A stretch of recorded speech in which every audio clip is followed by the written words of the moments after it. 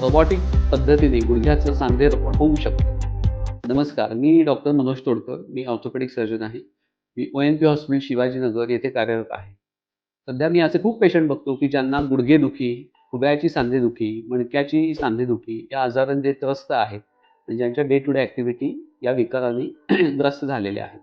ते पेशंट बाहेर जाऊ शकत नाहीत गुडघ्या दुखण्यामुळे, चालू शकत नाहीत, डोंगर चढू शकत नाहीत किंवा सोशल इव्हेंट्समध्ये भाग घेऊ शकत नाहीत. पण त्यांची तब्येत बाकी सर्व ठणठणीत आहे. मग अशा पेशंटला गुडघ्याच्या सांधेरोपणाने किंवा नी रिप्लेसमेंट सर्जरीने नक्कीच फायदा होऊ शकतो. सांधेरोपणामध्ये सध्या रोबोटिक तंत्रज्ञान हे लेटेस्ट आणि अद्ययावत अवेलेबल आहे. ONP हॉस्पिटल शिवाजीनगर येथे सध्या जो अद्ययावत रोबोटिक तंत्रज्ञान अवेलेबल आहे, त्याचं नाव कोरी हे आहे. या रोबोटिक तंत्रज्ञानाने आपण सांधेरोपण शस्त्रक्रिया अत्यंत अचूकरित्या करू शकतो, की ज्यायोगे सांध्याची कार्यक्षमता नॉर्मल राहते. तुम्हाला असं वाटत सुद्धा नाही, की माझं सांधेरोपण झालेलं आहे. आपला सांधा दुखत नाही, हालचाली पूर्ववत होतात. सांध्याला आलेला भाग जो आहे तो सरळ होतो आणि आपण आपल्या जीवनाचा परत आनंद घेऊ शकता.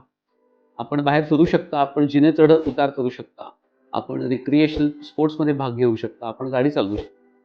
रोबोटिक तंत्रज्ञान त्याचा उपयोग इतका कन्व्हेन्शनल पद्धतीपेक्षा जास्त का आहे?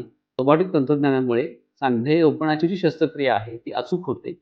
अलाइनमेंट जी म्हणतो आपण सांध्याची ती अचूक करता येते आणि त्यातनं होणारा फायदा हा अनेक पटीने जास्त आहे.